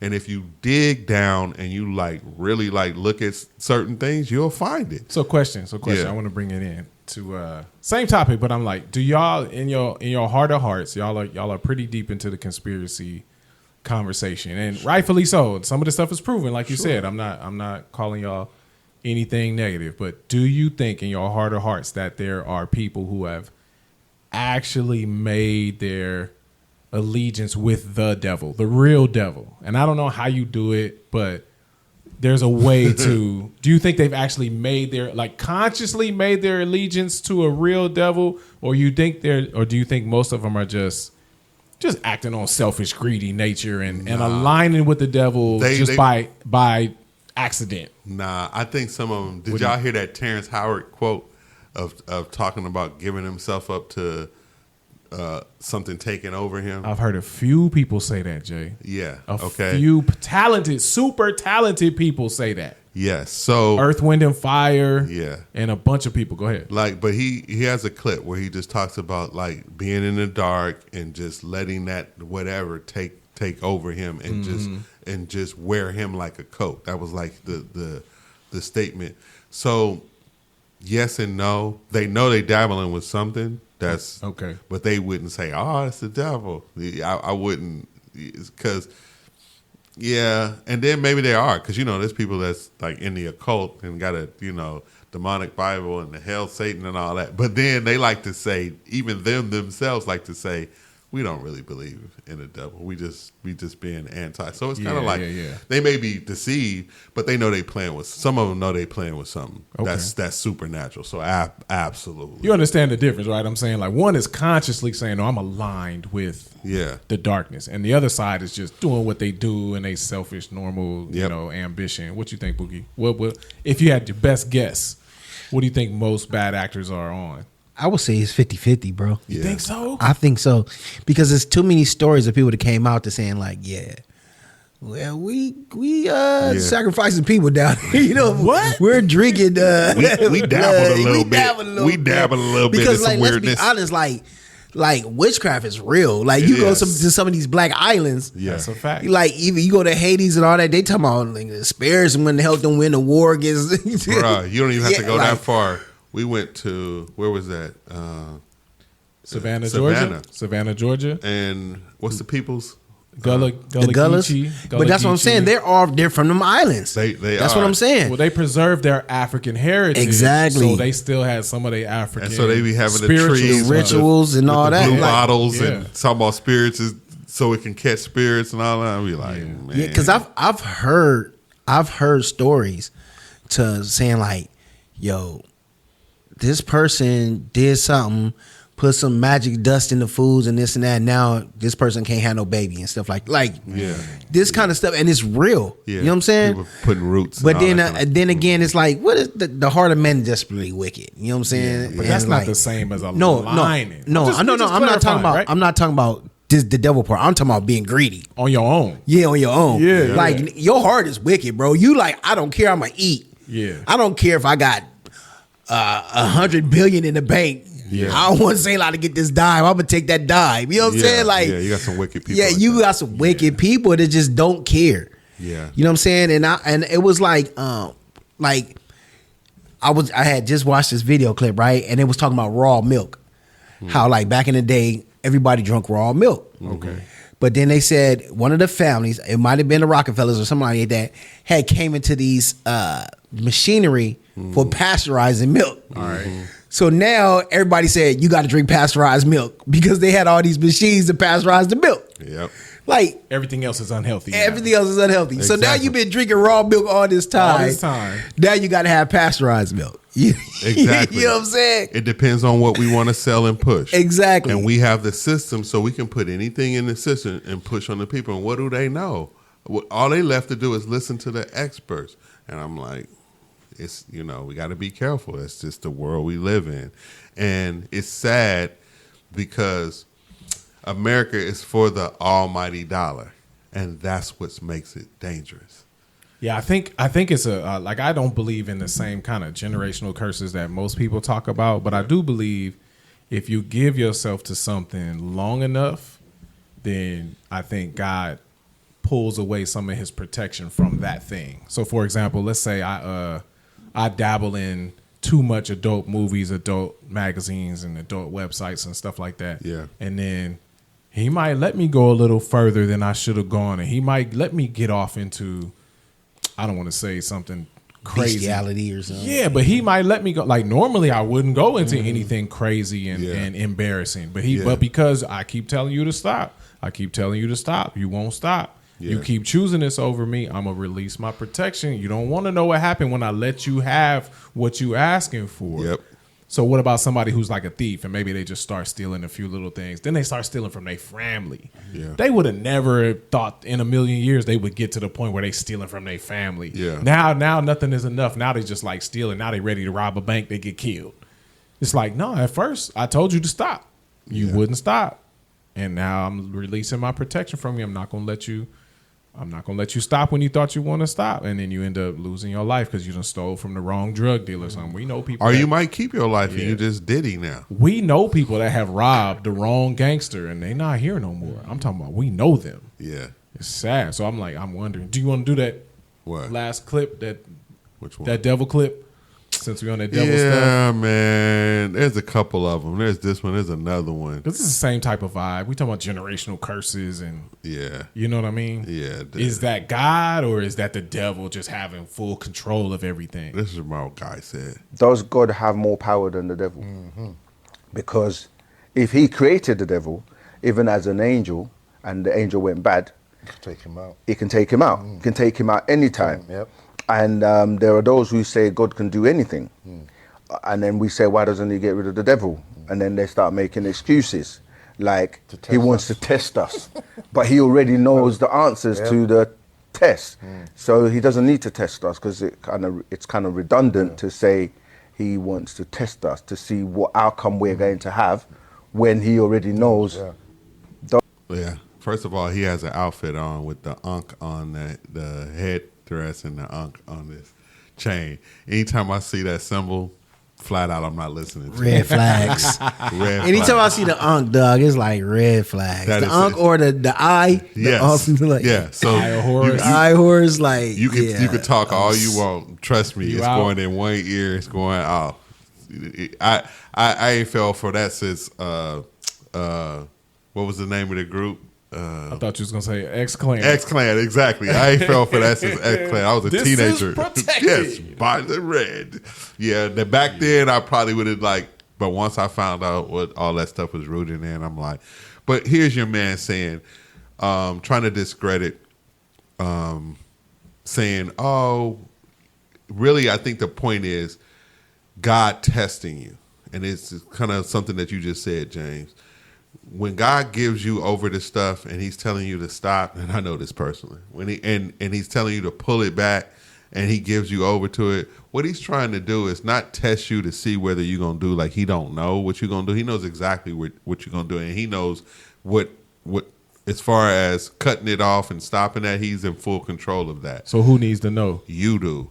And that's the reason that these tests, are happening, so you can see how whack you are, how you can see how wicked you can become. Because do you ever believe where you ended up is where you were going to end up. Never. Do we ever believe that? Never. I never, all of my dark, embarrassing sins that I don't want to mention, I can tell you flat out, I never expected to end up there by the time, I'm back when I started that. Yeah. So like I've disrespected my grandmother's house, you know what I'm saying, with a girl. Yeah. And I got caught one time. And that was the worst feeling of my life, bro, for me, because my grandmother pretty much raised me, even though I live with different family and everybody, and I was a womanizer, and God forgave me, so I get it. But that was one of the worst days of my life, yo, when I got caught disrespecting my mom's house, my grandmother's house, with a girl. You know, y'all know what I mean. I don't need to get graphic with it, but it's like I hated that feeling, even though I wanted to do what I wanted to do, and I thought I was the man.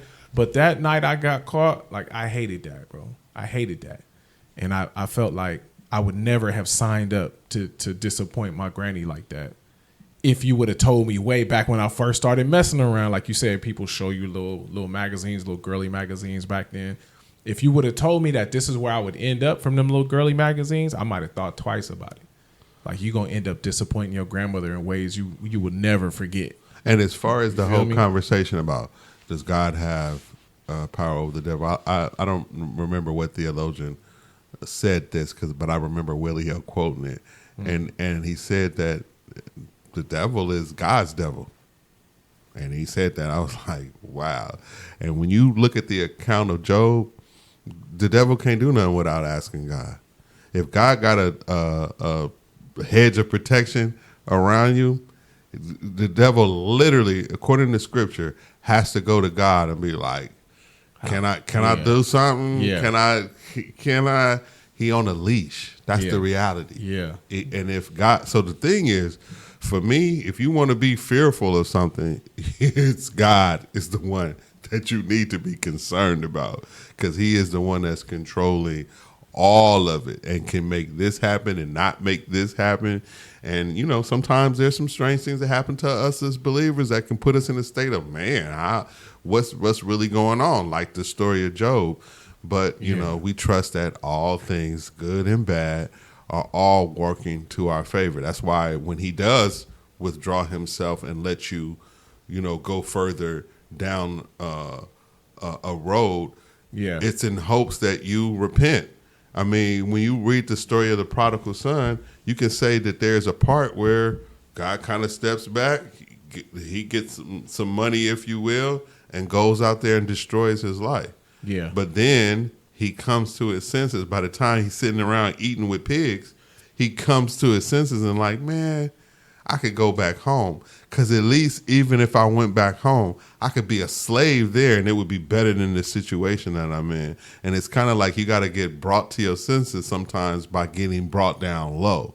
And again, these tests or whatever is for people to come to their senses in a lot of cases. So I've seen that in the scriptures too. There's a scripture that says that. I think Psalms 119, we was looking at it. One of them said it was good that I was afflicted. Yep. And then on right next to it says, before I was afflicted, I went astray. Yep. Like I didn't really realize how far my wickedness will go until I was actually, you know, in these situations where I had to see myself. And I think part of that is love. Part of that is love. Like there's a few things I've let my kids do, knowing it. This ain't gonna. That's what I was gonna say. There's a few things I've done. We've even done that as parents, You know especially what I'm when talking they little. You know, and it's like It's a learning experience. it's a learning experience. I'm not gonna let them kill themselves. Yeah. Exactly. But I pick my battles like, oh, you want to buy something?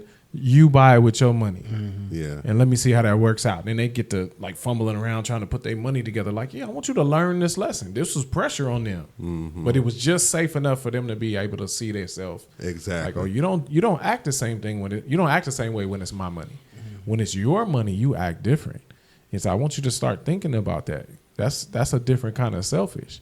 When it's my money, you don't care if you lose it or if you break it. But if it's your money, then you start thinking twice. Like little lessons like that are uncomfortable for our kids, especially if they're in a preteen age. But they're good for them. It's not gonna kill them. You know, it's not gonna kill them. It's gonna grow them up. And we probably don't think that a miscarriage is in that category. Yeah. But I would say like a miscarriage, the baby's fine. You're the one who had to learn.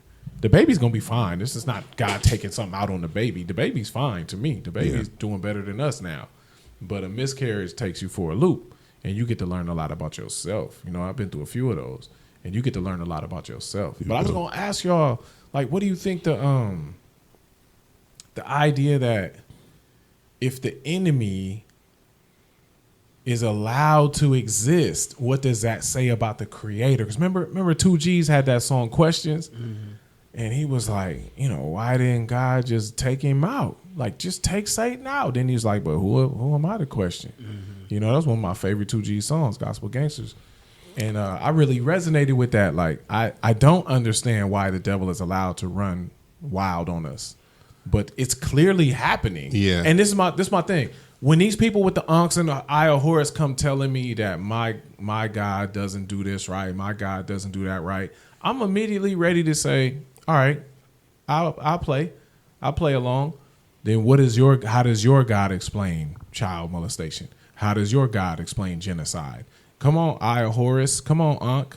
Come on, spiritual brother Polite, whoever you are, brother Umar, whoever has something to say about our God, because I'm fully convinced we are right. I can't see any scenario playing out where we're not right. It's too much evidence. There's no proof. I would say the Bible doesn't attempt to present proof, but the Bible has overwhelming evidence that this Jesus created us and there's no other God. I'm convinced. I'm ready to die for that. And a lot of people we all are. A lot of people I know are. But I don't have proof. I'm not going to act like I got proof. So where's your proof, Brother Polite? Where's your God at when somebody gets assaulted?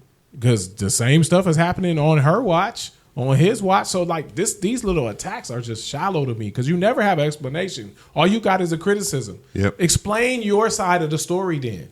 Okay, I'm guilty. I'm wrong. Now what? What should I replace this Jesus with? Let's say I'm wrong. And you know what I'm saying? What do I replace him with? They never have an answer. They only have criticism. They never have a solution. I think the first question that you posed was like, why didn't God just get rid of the devil? Take him out. Here You made here him. it is. I want y'all to reel it in and hear this. If you actually read the Bible, that's in the plan. There comes a time where he does get rid of him. Yeah. And it says clearly what he's going to do. But That's here's right. the good part. God has something bigger at play. And at the end of it all, the end game, the end is that God is making a new place that's going to have every tribe, every tongue there in this program, in a state where they're going to glorify him. We're going to have wonderful times. Not going to be any more death. None of this, all the stuff that you hate about life right now will be gone. Yeah. But he has a plan. God has been working his plan since the beginning, and it's a beautiful plan. Now, in order for this plan to work, there had to be some horrible things that happened. And one of the biggest horrible things to happen, along with all other death and things that we see as human beings happening on the earth, is that he sent his son to die a literal death. A sinner's death. A sinner's criminal's death. Criminal's death for those people I'm talking about at the end. Yeah. That had to happen. So all kind of ugliness. Well, what's the ugliness?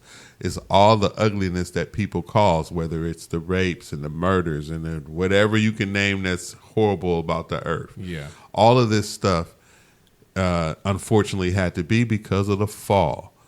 But God has a plan. The devil will be done with at a certain point. All disease will be done with at a point. There won't be people starving at what he has set up.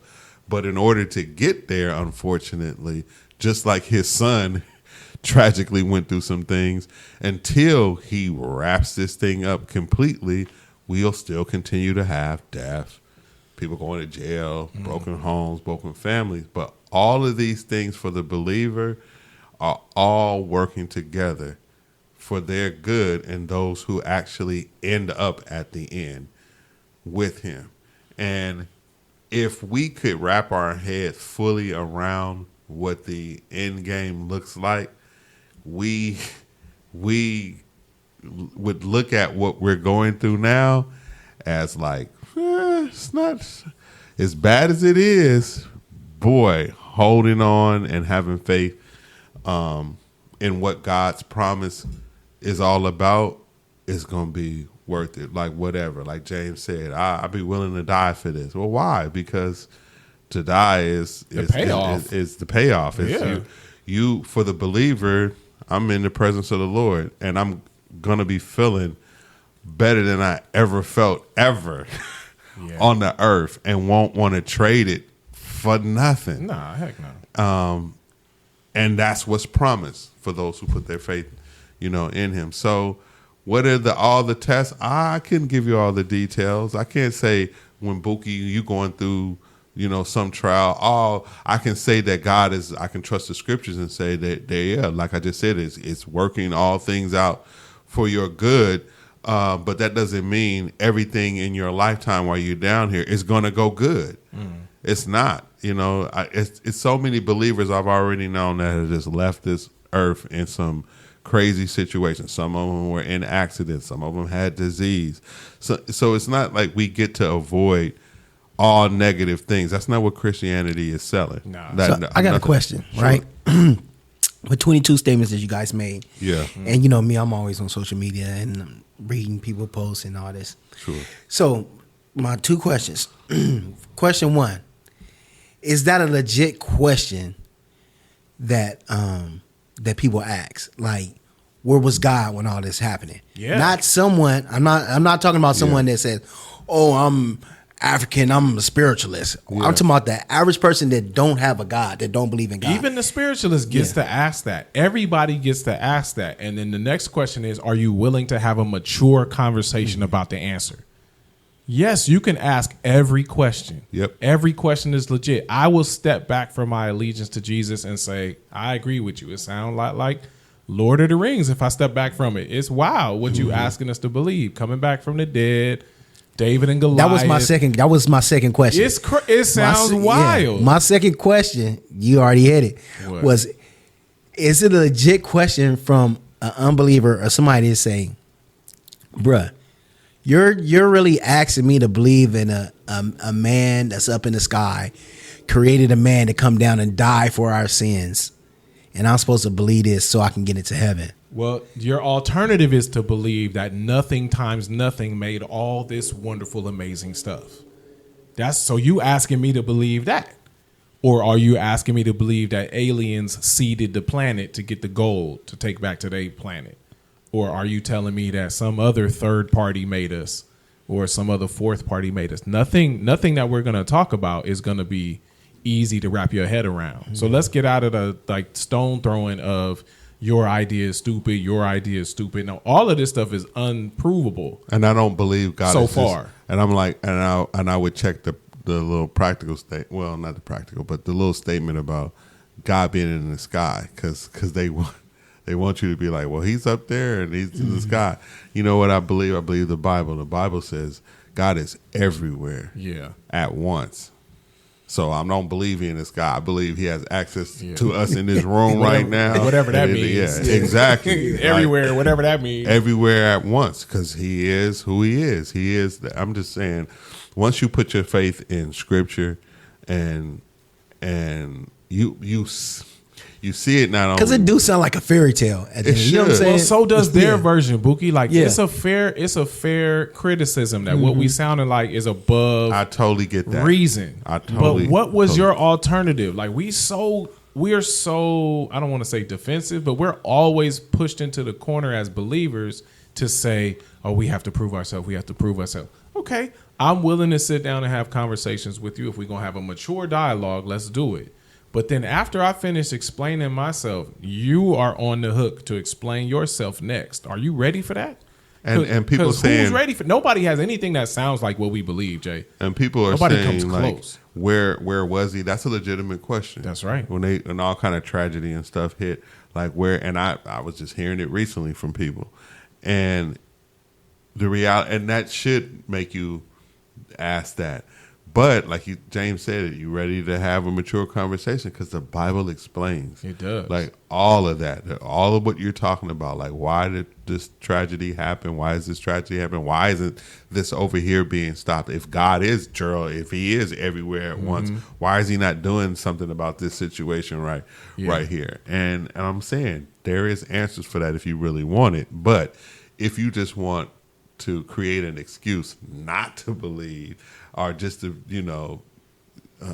I don't know, dismiss the whole worldview. Exactly. Then that's something else. Any excuse will do at that point. Exactly. If you just want to dismiss the whole worldview, any excuse will do. Exactly. So just pick one.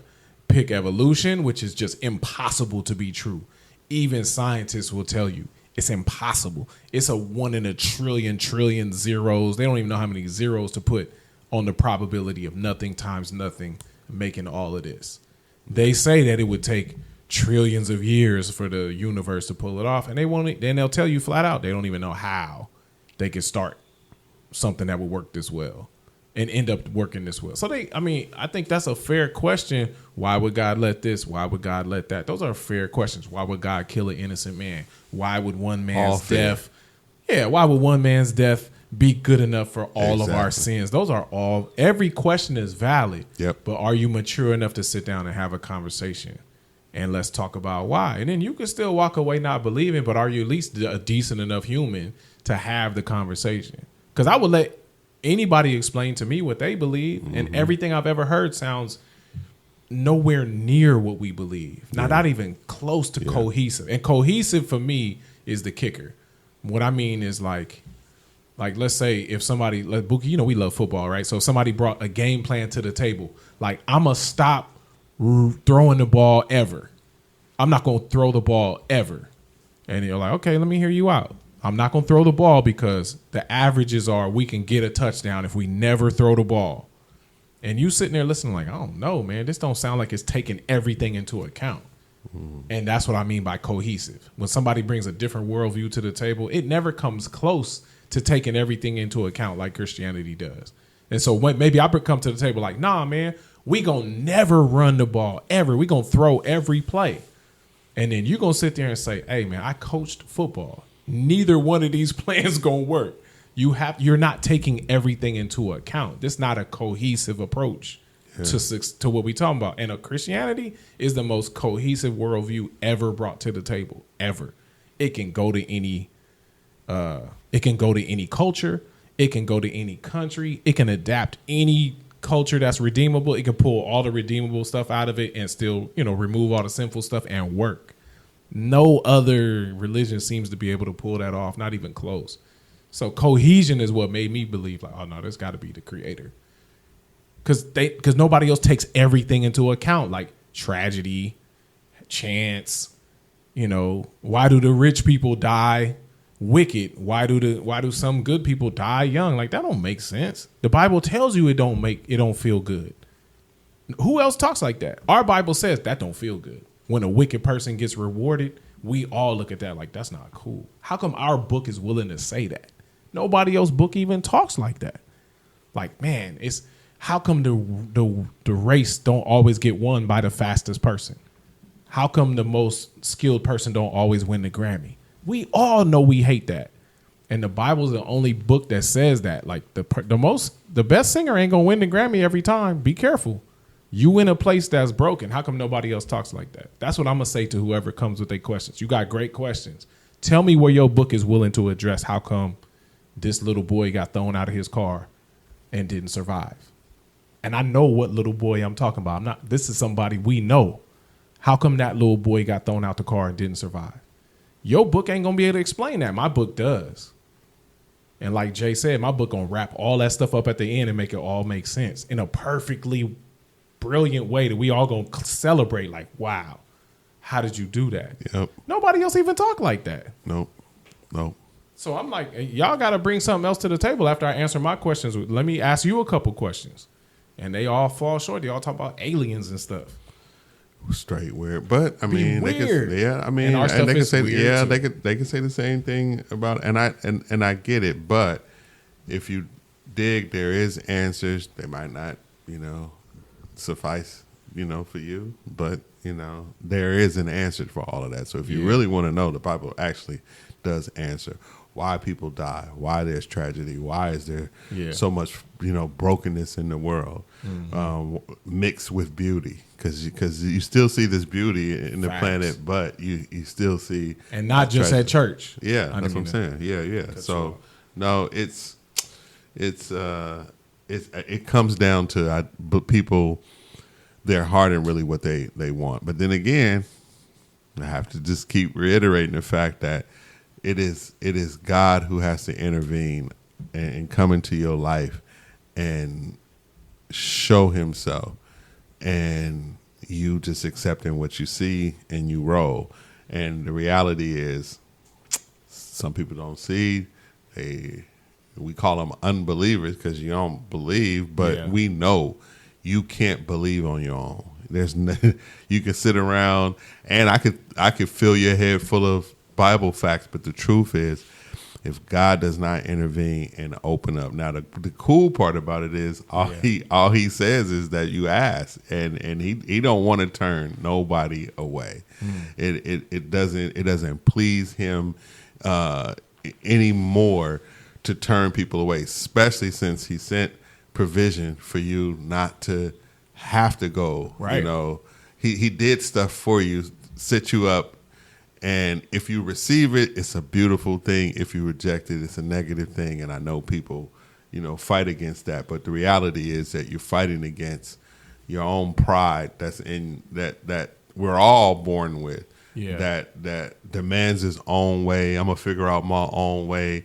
People kill me saying that like you the only one felt that way. We all have felt that way at some point. I wasn't always saved, and I was on that too. I was on some my way or the highway. I'm gonna figure this out, and God in His grace and His mercy towards men turned the light on, and I could see the error of my ways, and I could see what was being communicated in Scripture. I could actually see it, and I understand that people don't see, and it's the reason why we pray. We pray for our family members' salvation. We pray for people who don't see, because it's at the end of the day, it's been described, we're all just beggars, Christians. We're just poor, hungry, starving beggars that have found food, and we are just going back to other beggars and saying, man, we found it. We found food. And I can tell you're hungry. I can look how you're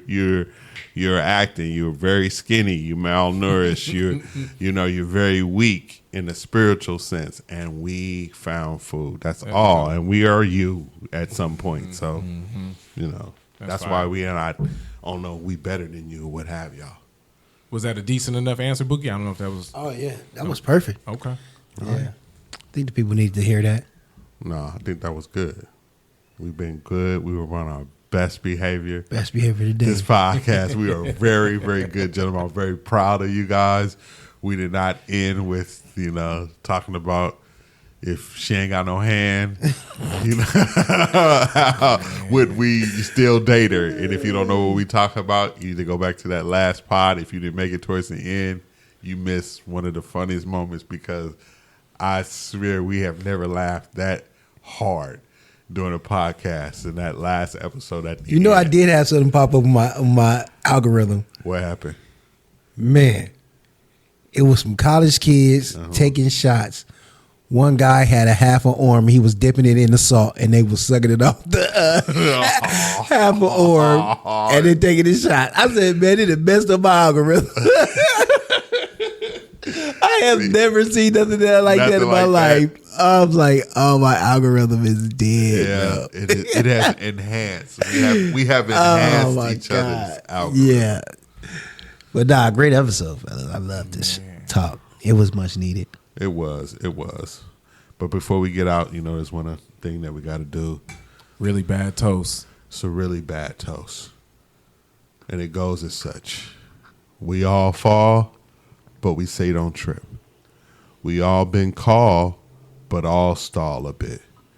We all stand tall until that time we slip.